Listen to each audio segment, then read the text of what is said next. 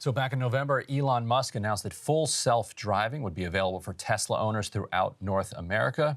A few hours after that, this happened, and if we can roll the footage that my colleague Ken Klippenstein obtained, this is through an open records request he obtained this video. You can see the Tesla on the upper part of this video. Yep. If you're listening, a Tesla just stalled on the road, and now all of these other cars are starting to pile up behind it. Which, no excuse for rear-ending. No, yes, that's a good point. Even if there's a self-driving car that stops suddenly in front of you, that's why you've got to be at least 2 seconds behind. So. I was just saying this before we started, but for the life of me, I cannot understand why Tesla went with the name full self-driving mode. I understand the benefit of having something that you can call full self-driving mode, but if it is not full self-driving mode, from a legal standpoint, from a public relations standpoint, it seems like it was so easily going to backfire. And I understand, like there are always technological change, especially on the level that could make a huge environmental impact, for instance, like Tesla potentially, although there are a million problems with that too when we start talking about rare earth minerals and everything. Obviously, it's always difficult to make these major leaps, and there are always tragedies. I mean, you just never do it without the tragedies. You work to minimize them. So we can imagine that Tesla is involved in all of those efforts to minimize the cost of this leap. But calling something full self-driving mode and then releasing it, and within hours having this happen, it's just incredible.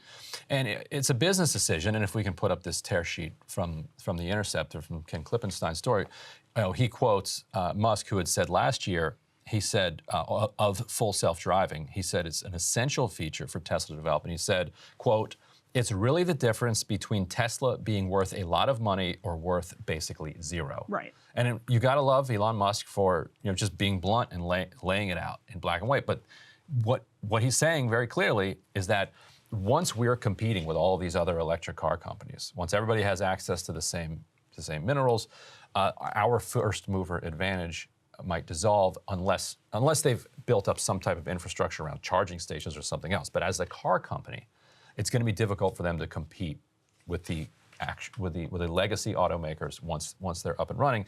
His differentiator was always going to be, quote, full self-driving. Right. But as he said right there. As you said, what's it, Waymo? What's the Waymo? Like they don't use that term. Nobody else is using that term anymore because they want to say basically driver assist. Now, it is full self-driving sometimes when it takes over. There was this harrowing footage from India, if we can roll this VO, where this guy you see him pull over, and then boom. Oh, this is in China. And boom, all of a sudden, just takes off. Yep. Just flying on the road. I think at least 2 people died as a result of this. And you can see him just kind of veering in and out. You'd much rather have it stop on a bridge and cause an 8-car pileup that nobody died in than you would have it just accelerate unexpectedly. So in some ways, that was full self-driving. It wasn't safe driving. Yeah, and listen, the old, outdated car technology that Tesla is trying to replace has all kinds of functioning issues as well. You can point to basically any technology that has dramatically changed human life for the better. And I do not deny that this is remarkable technology. I think it's important to acknowledge that it is remarkable technology, and Elon Musk is working on some important and remarkable technology. There's always going to be problems. That doesn't mean, though, that you can call things full self-driving mode and get away with having problems like this, and get away with. There have been stories of people who it was a TikToker who put himself in the backseat of a Tesla and let it drive itself. I believe it was a Tesla. And people who have said, I was probably driving drunk, but my Tesla took me home, and all of that stuff. It's just happening so quickly, and I think we take for granted the public safety infrastructure that we've developed over the last 100 years. This is like a shock to that system. Right.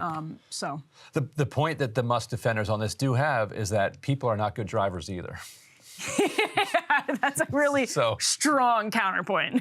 Especially drunk people, like you just talked about, which So anyway, I think everybody should go back to manual, and all the cars should be stick shift. Yeah. So my opinion in here isn't even worth anything.